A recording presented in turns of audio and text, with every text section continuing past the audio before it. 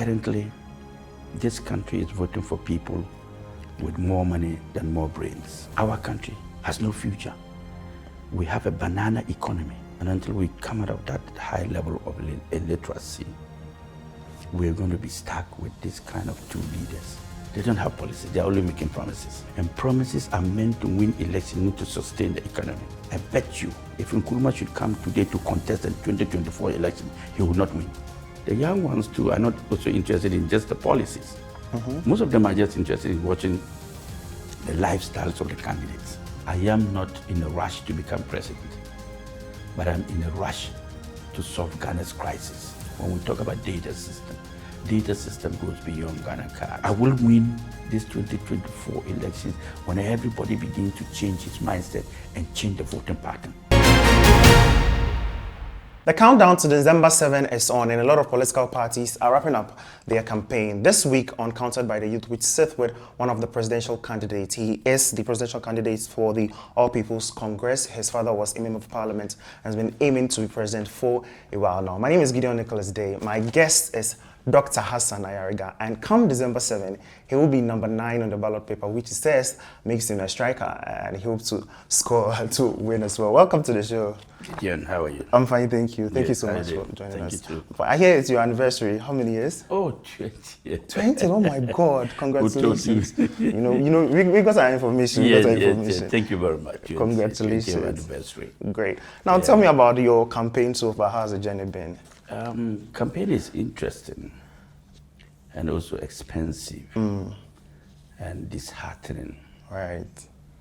Disheartening because you meet Ghanaian citizens who are supposed to be asking you for your policies, your strategies, your vision for Ghana, and how they should vote.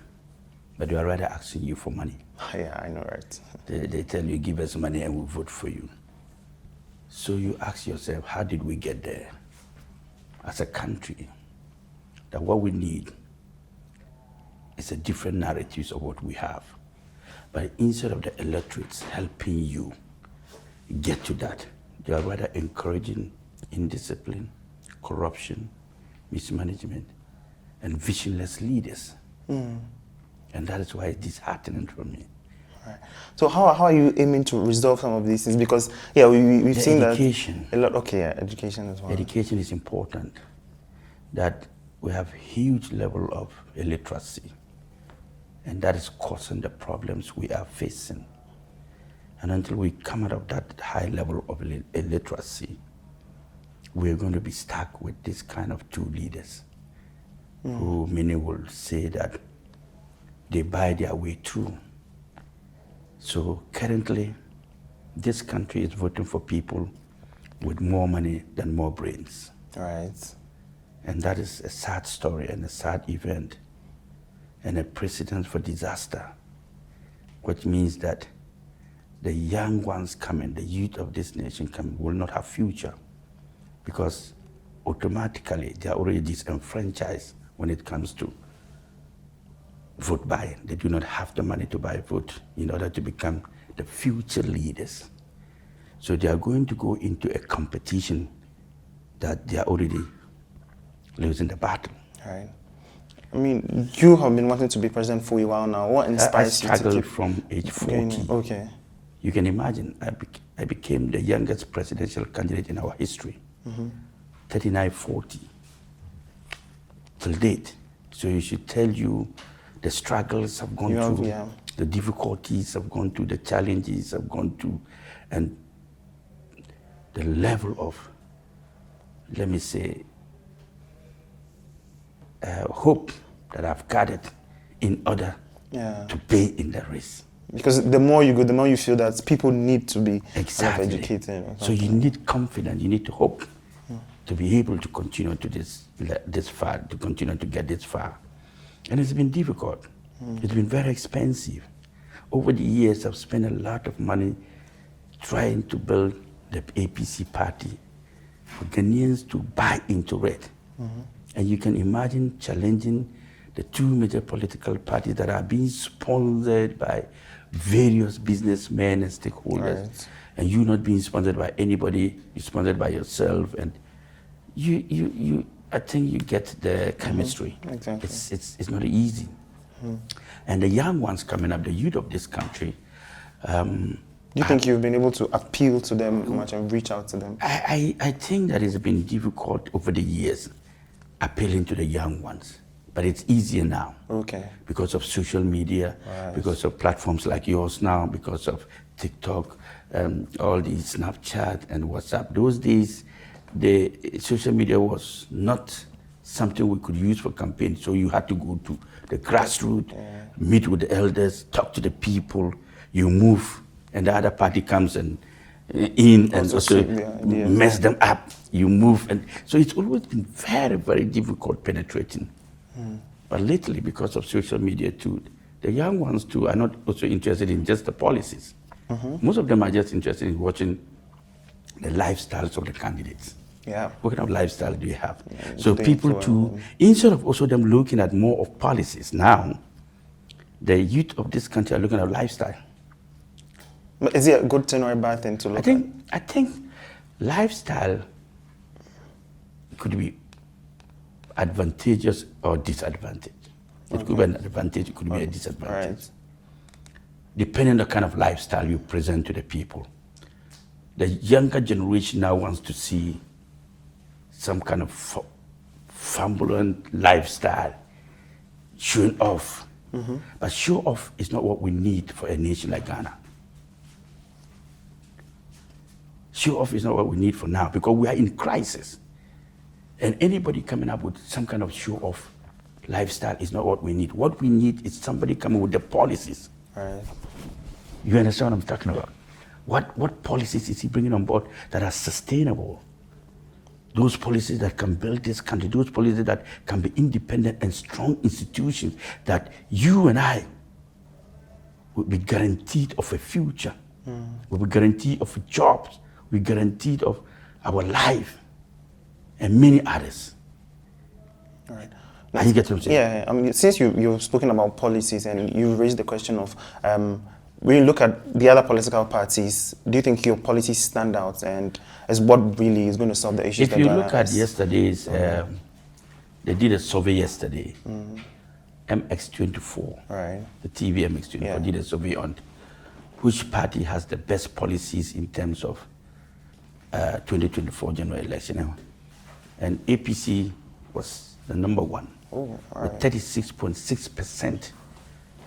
Followed by NBC with 24%, followed by MPP with 18%, followed by, I think, Alan from Movement for 12%, and lastly by Movement for Change, New Force with 8%. Okay. So it tells you that the Ghanaian citizens are buying into the policies of Hassan Ayariga and the APC. And they said if elections were to be held today, based on policies and not based on personalities, the APC candidate would be number one. Is there? The news, the poll is out there. I don't believe in promises. I don't believe in promises. Promises have failed us over the years. And promises are meant to win elections, not to sustain the economy, not to build institutions. I believe in policies. And over the years, I have brought out several policies that when we are able to implement them, not even Hassan Ayariga, any party that is able to implement the policies of the APC and Hassan Ayariga, Ghana will become better than many European countries. And I tell you, I can start if you are ready. I'm ready, because these are policies that I drafted them myself and I know what they stand for. What policy loopholes have you seen in the other political parties that you think that the APC can resolve with your 7 pillars? I don't see any policy in the other political parties. I see rhetorics of promises. Policies are built based on structures, but promises are just mere promises to win elections. So if you take the two major parties, for instance, this year on, what are their policies? They don't have policies, they're only making promises. Promises are policies in a way, because at the end of the day, when they come into power, they If will I promise to implement give them. you 2 square mil, it's not a promise. It's not a policy. I'm promising you 2 square mil. But if that's going to resolve the country's problems, no, that's not going to resolve. I'm just giving you 2 square mils. Okay. And after the 2 square mils, I'm done. It won't continue. That is a promise. That's a different policy. Is that I'm saying that every year we're going to start farming as a state. We'll be farming rice, cassava, potatoes, and all that continuously. This is a farm, and every year we're going to be farming. That is a policy. You see the difference? Right. So a promise is that I'm giving you 2 square mils today. Okay. So after I've given you the 2 square mils, it's done. That's what I promise you.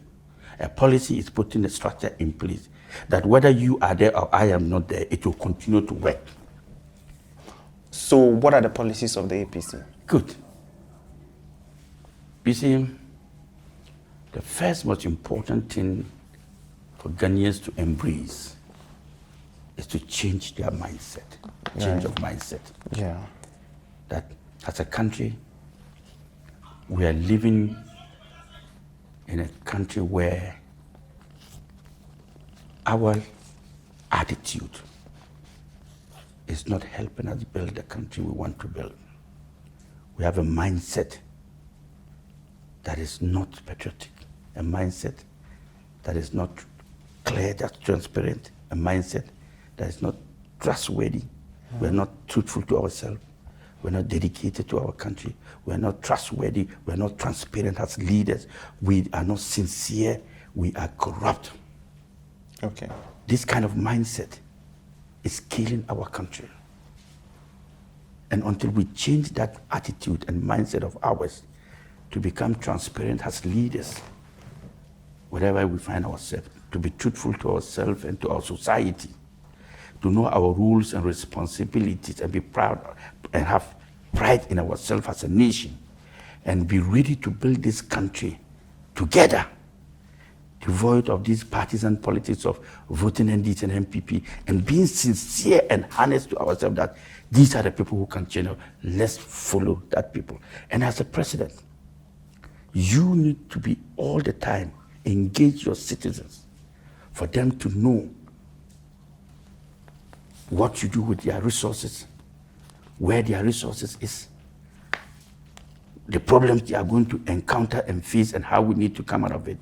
We need to work together with that mindset of building Ghana, that no country, no citizen, no nation, nobody anywhere is coming to build our country unless we ourselves.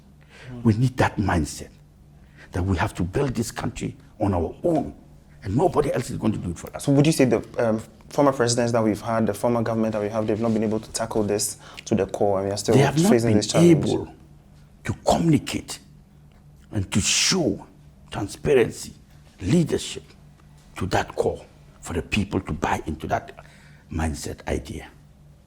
Right. So if you had to rate the current government, Akufo-Addo's government, how would you rate it? What is the mindset of Ghanaians in Akufo-Addo's government? The government is poor. The government is corrupt. That's the mindset. The government is indisciplined. The government is, the lifestyle of the politicians are bad, and people are not happy. People don't work. What's the mindset of people when you talk about NPP? That is the problem. So we, look, if we do not change our mindset, even if the Prophet Muhammad sallallahu alaihi wasallam comes back, he will find it very difficult to manage Muslims. Okay. Same with Christians. If Jesus should come back, you find it difficult to manage the churches. Because even in church, we have different mindsets now as those days. Even politicians today, we keep saying Nkrumah has done so well for Ghana. I bet you, if Nkrumah should come today to contest the 2024 election, he will not win. Okay. Why? Because of the mindset of Ghanaians? Because of the mindset. We have now a different mentality and attitude. We have, it has corrupted us. And we are not ready to work together to build this country. We need somebody who is going to take us along. Somebody who must all trust and must be sincere. Don't forget, transparency is very important. Are we sincere? as leaders, are we able to give information, political information of what we have, where we are, what we are doing, or where we are going? Are we? No. So everybody gets up and it's all about himself and nobody cares about the other person. But when there are no leaders leading us, we have that kind of mindset. But when we have leaders who are leading, who have a different attitude, we all believe. Look, Rawlins, in the 70s, 1979, when Rawlins was shouting, let the blood flow, and people were saying, let the blood flow, it's because people believed in Rawlins when he was at the farm, state farm land. People were following him, combined harvesters, tractors, everybody wanted something from him because he was leading them for transformation, greater transformation. He led them to building Ghana. We're producing, we're manufacturing, we're doing things. The mindset of the people changed, and they wanted all the people who were corrupt to be punished. And that was a call, let the blood flow. Let the blood flow did not come from Rawlins, it came from the people. Because they had changed their mindset and they have seen the light. And they wanted something for their country, and they were willing, all of them were willing to build that country together. Today, are we willing to build the country together? Yeah, I think we are, especially the youth. We've seen a lot of youth hit the streets. We need somebody to drive that mindset. We need somebody to drive that change. Are you getting what I'm saying? We need somebody to lead that change. And until we are able to, until we are able to change that mindset, nobody will be able to lead that change. All right, interesting. Let's go for a quick breather. When we get back, we'll be delving into the conversation on youth development. This is Counted by the Youth. My guest is Dr. Hassan Ayariga, presidential candidate for the All People's Congress, and has been talking about his policy so far. Now let's go to the youth. What do you think is the major challenge facing the Ghanaian youth right now? Lack of leadership. The Ghanaian youth are being faced with lack of leadership from our leaders, and because of that, they have no future. They are suffering, they are struggling, they are in crisis. So much hardship. There's no blueprint for them. And to be very honest, they are challenged. Okay. They're challenged. So the challenge is not really about the unemployment, the prices of it's mainly coming. It's coming. Okay. When I see all these things, when we talk about the future, you and I are probably living in the present. The future is those who are building up to take over from us, those who are building to be part of us, and those we are building for the next generation. Have we secured the next generation for the Ghanaian youth? Have we given them jobs? Have we trained them enough to be better than us? As parents, your main focus is to train your son to be better than you and to secure a proper place for him to be able to be better off ahead of time. Our country has no plan. Our country has no policies. Our country has no future. We have a banana economy that is not built on any structures. Our economy is an autopilot without a plane. So there's no plane, but we're on autopilot. So how do you fly? So the Ghanaian youth, if they really know, they are in distress. Because take their educational standard, for instance. What kind of education are we giving our youth of this country? The formal education. Learn and pass exams. That is the kind of education we're giving them. Their educational standard and curriculum is not for them, it's not designed to make them creative, innovative, and entrepreneurs or stakeholders. The purpose of their education is to read, pass exams, and come out. And then you become a burden to society. Instead of you being trained and come out and build companies and build businesses, you now come out and you'll be looking for a job. So what kind of curriculum of education have we designed to make them a burden to society instead of creating jobs. Now, every aspect of our educational sector is bogus. Even the formal sector, the informal sector, they are doing much better than the formal sector. Because the mechanics, the hairdressers, the salon guys are doing better. Yeah. Because when they come out of job training, they are able to put up shops the next week and they are doing well. But what about you? When you come out of school, you are becoming a burden to society. So I have put up policies that are going to make this Ghanaian young man not to be a burden to any other citizen in Ghana. So I brought in the Ghana and Ghanaian first. The second policy. Okay. The second policy is Ghana and Ghanaian first. Why Ghana and Ghanaian first? As citizens were losing everything to the foreigners. Our mining sector is in the hands of foreigners. Our oil in the hands of foreigners. Our bauxite in the hands of foreigners. Manganese in the hands of foreigners. Cocoa in the hands of timber. Every aspect of Ghana's resources is in the hands of foreigners. And now we are becoming 21st century slaves. Where do Ghanaians come first? Job. If you're looking for job today, contract, any form of job, the foreigner gets it before the Ghanaian citizen. So local content do not have anything. We have put huge taxes on the Ghanaian businessmen, and then we have given foreigners tax holidays. Their businesses should thrive. Our local content businesses should go down. So Ghanaians are not enjoying anything as Ghanaians. They are not benefiting as Ghanaians. So I am reversing the status quo and making Ghana come first and Ghanaians come first in their own country. So Ghana is for Ghanaians, and Ghanaians come first in every aspect of every business, every aspect of every transaction. So I'm giving back to society. Okay. Ghanaians will now get back their oil. No foreign company is going to mine under my leadership. But do we have the resources to do the things that where did they get the resources? I mean, some of these are costs. The banks are giving them the resources. We ourselves have given out our resources to them. When you give out your resources, 90% of it out and take 10%, is it fair trade? We have given our oil out to the foreigners. They take 90% and give us 7%. Is it fair trade? The mining sector has been taken over by foreigners. We get 10%. Is it fair trade? The bauxite, same. Manganese, same. Lithium, same. How can we be rich? So we have to reverse it. That Ghanaians must now own what belongs to them as citizens of this country. So I am reversing it. The mining sector will go back to Ghanaians. The oil sector will go back to Ghanaians. The manganese, every sector of... Look, go around this country.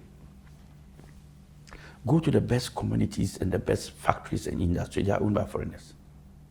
Take Spintex Road. Drive down Spintex Road to the next end of Spintex Road. All the companies are owned by foreigners. Where are the Ghanaian citizens? The banking sector is owned by foreigners. The oil sector is managed by foreigners. The industries are managed by foreigners. Where are we as citizens in our own country? Why are we the slaves in our own country? And then we keep saying PPP. PPP, government is wheeling out everything of ours to foreigners. So we cannot be in a country where we are slaves. That is why the youth has no future. The future of the youth had been given out to some other people. So they repatriate profits every year, and then our city keep depreciating and struggling. But we are in debt, and we need to pay our debt. So you see, you are a young man. If you have wealth and you decide not to manage it, you go and borrow. So you definitely be in debt. Why are we borrowing? We are borrowing because we are not in control of our resources. All right. So you were talking about the data as well, getting database, and I mean, we've seen Vice President Dr. Bamiyan channel push Ghana card in the process of collecting data. What's different for you? The Ghana card is just a card that is meant just to capture certain data information of certain category of people and certain information. When we talk about data system goes beyond Ghana card. Data system is an infrastructure system where we have a base of every information of every Ghanaian, how you live, what you do, your salary, your income, your properties, your wealth, everything captured under that data. Okay. This is a policing kind of data that it gives FS this proper data for decision making, for economic growth, for transformation, for even data infrastructure, for Ghana card, okay, for the police, for the national security, for the immigration, for EC to be able to know that when you are 18 years, you don't even have to go and queue anymore. As information is sent to you because we know you are 18. This gives a perfect picture of how we live, what we do, and it cuts down on corruption because with the data, we know your bank accounts, we know your details, we know the salary you earn, where you work, whether you are living in a house or not. All these data information is collected into a central base and then disseminate other information to other institutions. Like Ghana card can be gotten for National Health Insurance Scheme and all that. So those data infrastructure now will be giving relevant information to those institutions to get access to other data. Now with the data, it allows us to do one important thing, and this is the policy number 4, National Development Plan. Right. So once you have a data, you are able to plan. We've been talking about National Development Plan, 30 years, 20 years. But you don't have a data. How do you plan? You don't know where you are going. How do you know when you get there? So the national data system is able to give us that decision-making form of data. So we know our deficit in agriculture. We know deficit in even health sector. We know the deficit in education, what kind of students that we are going to train, what kind of engineers we need. The data system gives us a proper infrastructure decisions systems. And now we plan. So we now to use the data to plan our economy, to now turn our country into the next policy, a production hub, a manufacturing hub, and an industrial hub. You cannot be importing over $1.2 billion of rice every year, and then you think that you can be economically independent. We import over $1.2 billion of rice every year, $800 million of cooking oil. Meanwhile, we can produce oil using granules, shea butter, coconut, palm oil, soya bean, the least I can say. But we are importing. We import frozen chicken and fish. We have the sea right here. How can a country like Ghana, with all these mineral resources around us, keep importing fish and then importing frozen chicken? We can farm, we can produce, we can do poultry, we import fertilizer. How can a country like Ghana be importing fertilizer in the 21st century? So all these basic necessities of life we are importing. So I am going to turn Ghana into a production, manufacturing, and industrial hub by my policy number 6, economic lockdown. So I'm going to lock down Ghana in the next year. When I become president after 1 year, we're going to import all the raw materials we need to turn our country into a production, manufacturing, and industrial hub. Turning it into an industrial hub, we have to lock down our country to be able to become self-sufficient and self-reliant, because we are importing everything, and we cannot continue to become a dependent and import-dependent nation where everything that we consume, we must import. We have to begin now to say that, look, there are no countries around Ghana. The only country in the world is Ghana. How do we survive? That mindset idea is coming back. How do we change that mindset and begin to become the only nation in the world by locking down our borders and begin to produce? So we now produce what we eat. We change our consumption pattern to eat the things we produce. We change the consumption pattern to be able to make our own food and export. So after 1 year, Ghana will have so much resources through production, manufacturing, and industrial hub. And that is where the policy of the APC 24-hour economy comes in. Oh, okay. Yes, because I think I've heard you talk about you also had the idea. No, not I also have. I brought it. Yeah. So they adapted it, and I don't have a problem with they adapting it. But the problem is that they must know what to do, what to adapt, and how it's being adapted. Okay. You cannot run a 24-hour economy when you do not have a production, manufacturing, and industrial hub. The purpose of a 24-hour economy is to make the city vibrant day and night. Is to make you to achieve economic independence and increase productivity and production.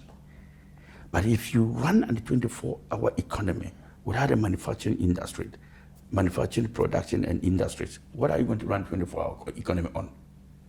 So the lockdown is to allow a 24-hour economy to exist, thereby making Ghanaians work 3-shift system, 8 hours in the morning for production, 8 hours for manufacturing in the afternoon, 8 hours in the evening for industrialization.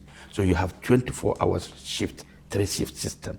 People now working 3 shifts. Now with the 3-shift system, what it means is that you have to increase a lot of activities in the country. So 24 hours around the clock, companies are working, buses are working, power, Security, energy, everything is working, and you are building this country. You cannot run this with the labor force that we have in Ghana. So we need to import labor force. So in Togo, Burkina Faso, other neighboring countries, we need to bring in more labor. In order for us, because the Ghanaian labor force cannot work 3-shift system.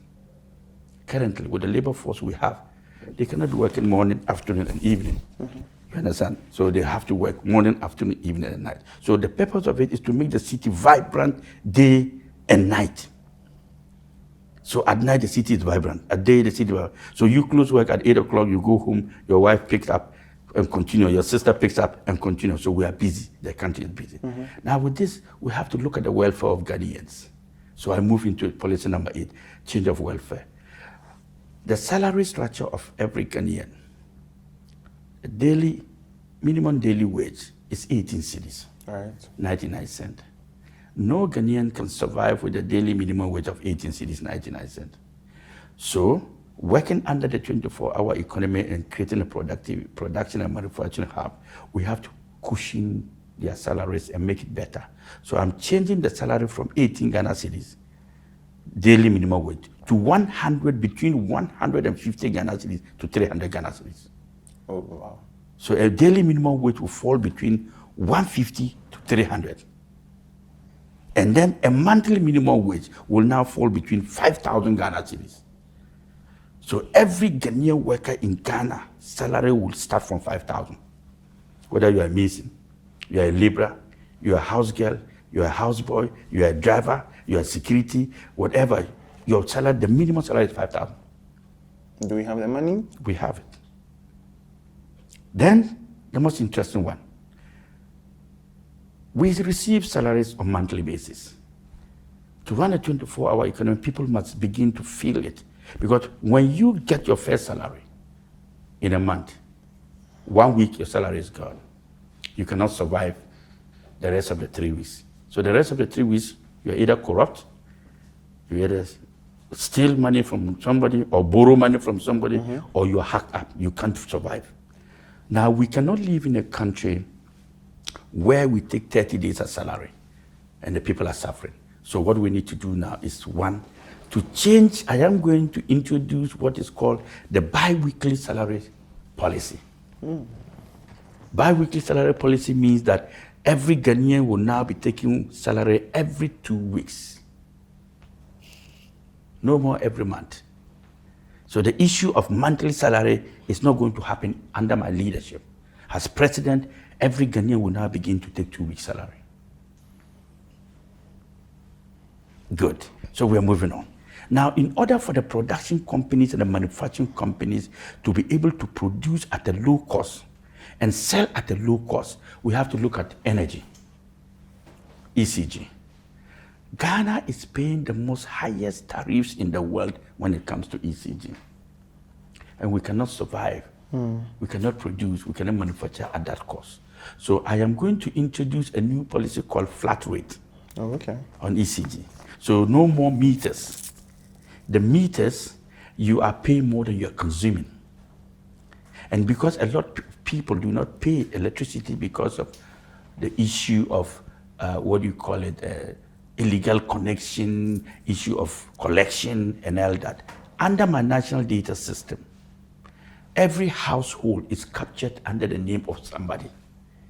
Okay. Because the data system is capturing every information of you. So your properties, we know your property, we know your land, we know your house. So with this system, we have the infrastructure data of every household. So we are now giving flat rate. So you pay flat rate, no more meters, nothing. So household, everybody gets flat rate. If it is 100 Ghana cedis or 50 Ghana cedis, you pay every month flat. With that, everybody is paying. So there's so much money coming into the ECG, thereby not making it the tariffs too high. We do same with water. So in that aspect, manufacturing companies, production companies, industries are going to be producing at a very low cost, thereby generating a lot of jobs, opportunity for the youth, opportunities for the businessmen, and then selling at a very low cost. Right. In doing that, I also have another policy continuation.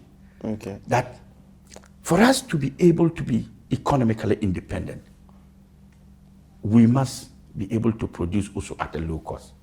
What is happening is that the most expensive commodity in Ghana, anything in Ghana is the most expensive in the world. You know why? Because we pay huge taxes and duties. So I am going to introduce what is called duty-free at the port. All right. So nobody is going to pay duty for cars. I'm going to cancel. You don't pay duty for cars anymore. You don't pay duty for containers. You don't pay duty for food goods of necessity, raw materials. All you need to pay is taxes. Why am I taking off the duty? Duty component is so huge to the extent that anything in Ghana is the most expensive in the world. And I want Ghanaians to be able to produce at a very low cost and run the 24-hour economy, and businesses will be moving, because when goods and services are produced at low cost, government gets more revenue than when they are not produced at all. So I am taking off the revenue from the ports out and allowing businesses to thrive and create enabling environment for business to grow at the industry and manufacturing and production level, thereby the production becoming huge, expansion, 24 hours, and then I will be making the profits from that. Are you get that? Yeah, now, also going forward. Because of time, I wanted us to really quickly. No, the policies are many.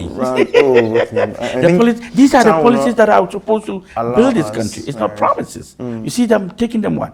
Now, another policy is that when I give you free port, and I give you flat rate of water, ECG, make you run a 24-hour economy, and give you a manufacturing production hub, continue to build industries, I must be able to determine the price of goods and services in the market.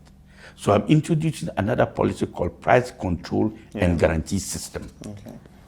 That government with industry players, government with stakeholders, government with businessmen will now sit down to determine the price of commodities in the market, so that you don't take advantage of it because of the free duty, the free flat rate that you are producing at a very low cost. Then you increase the prices and astronomical profits, thereby burdening the society again of what I'm trying to solve.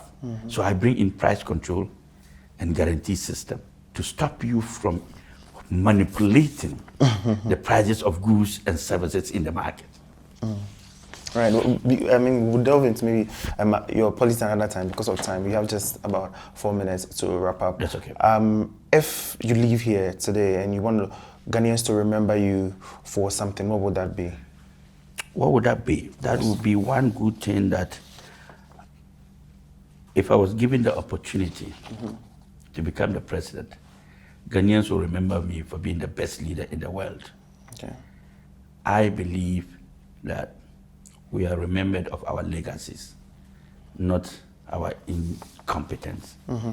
And that as a leader who sits here, I am not in a rush to become president, but I'm in a rush to solve Ghana's crisis.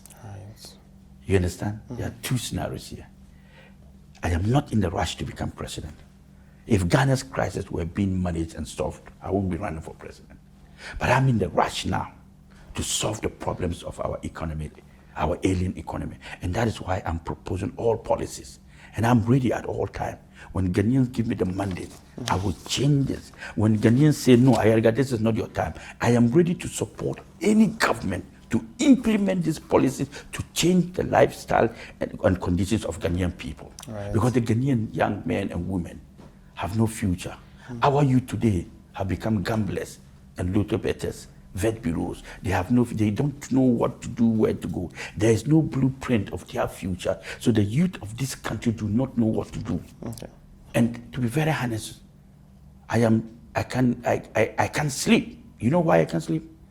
Because I also have children who I'm supposed to manage their future. So they don't live outside the country, they live here in this country. So whatever affects them affects everybody. Whatever affects everybody affects them. So I am more worried than any other leader in this country. As president, every child is mine. As a candidate, every young boy out there is my responsibility. And I'm worried that the Americans have secured a future for their young ones. The Europeans have secured a future for their young ones. The Italians have secured a future of theirs. The Japanese have secured a future of their children. And the Africans have deserted their children. I am worried. Will you win the 2024 general election? I will win this 2024 elections when everybody begins to change its mindset and change the voting pattern. And I'm confident that 2024, 7th December, the Ghanaian youth will come out and demonstrate to the two major political parties that they are tired. But I'm appealing to them, do not sit in your comfort zones and not come out and vote. If you do not come out and vote, the diehard of the NDC and NPP will go and decide a leader for you. A vote not casted is the wasted vote. So I'm appealing to all the young people listening and watching. I am Hassan Ayariga. I am number 9 on the ballot. The symbol is the broom. Come out in your numbers. Let's make that change, the change that will change your future and that of this country, and that the future is yours. This country is yours. Let us not destroy this country. Let us all together build this country. We have tested the two parties, the NDC, the NPP. We've seen them. I mean, there's nothing more that they want to offer. Digitalization is under my policy called e-governance. 24-hour economy is under my policy. So what else are they bringing on board? And I am telling you, the best man for the 2024 general election is Hassan Ayariga and the APC. Do not say, I didn't meet you, I haven't seen you, I haven't come to your community. It is not a reason. It is not an excuse. The excuse is that, where do we want Ghana to be? Who is going to take us to the promised land? And I present myself, and I know that with you, we shall run an inclusive governance concept that every Ghanaian citizen is part of building this country, and nobody will be left behind. We are all stakeholders in building this country. And to change this country, you have to involve all of you. And I will involve all of you in the process of changing this country. I thank you. That's Dr. Hassan Ayariga. He's the presidential candidate for the All People's Congress, and he's been on the show. He's been talking about his policies. Well, he says he's the savior to save Ghana. My name is Gideon Nicholas, and this has been Counted by the Youth. We'll see you next time.